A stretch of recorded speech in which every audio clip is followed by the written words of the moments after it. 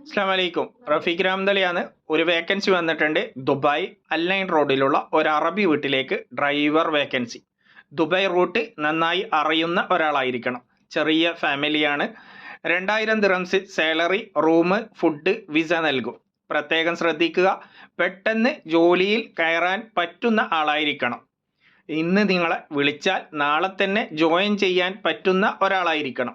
അറബി അല്ലെങ്കിൽ English language അറിയുന്ന ഒരാളായിരിക്കണം. 40 വയസ്സിന് താഴെയുള്ളവരെയാണ് ആവശ്യം.